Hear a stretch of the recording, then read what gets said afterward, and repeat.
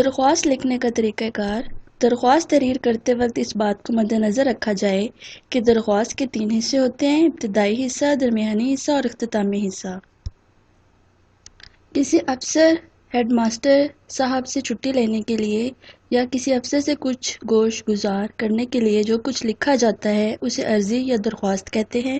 درخواست میں جو کچھ لکھا جائے وہ خوشخط، صاف اور سادہ ہونا چاہیے۔ ابتدائی حصہ۔ عرضی لکھنے کے لیے سب سے پہلے افسر کا عہدہ لکھا جاتا ہے۔ درمیانی حصہ۔ نئے سطر سے گزارشیں لکھ کر اپنی عرضی داشت لکھی جاتی ہے۔ اختتامی حصہ۔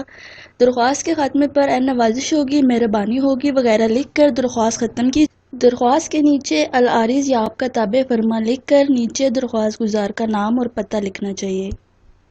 عزیز طلبہ، آپ کے سامنے یہ ایک درخواست کا نمونہ پیش ہے۔ سب سے پہلے آپ نے بخدمت جناب army public school and college Ali بے جیم تحریر کرنا ہے۔ شہر کا نام نہیں لکھا جاتا، بورڈ میں شہر کے نام کی جگہ علی بے جیم تحریر کیا جاتا ہے۔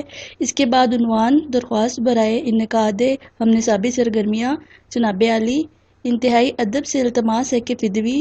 یہاں پر آپ نے متن کا پیراگراف تحریر کرنا ہے۔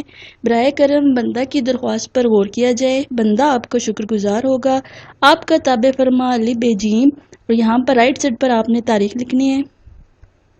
عزیز طلبہ، اہم نکات کا ہم ایک دفعہ پھر جائزہ لے لیتے ہیں۔ ابتدائی حصہ، درمیانی حصہ اور اختتامی حصہ۔ ابتدائی حصے میں افسر کا عہدہ لکھا جاتا ہے۔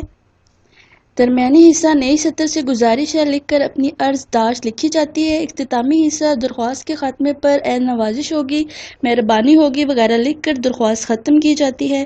درخواست کے نیچے "العارض" یا "آپ کا تابع فرما" لکھ کر نیچے درخواست گزار کا نام اور پتہ لکھنا چاہیے۔ اجازت دیجیے، شکریہ، اللہ حافظ۔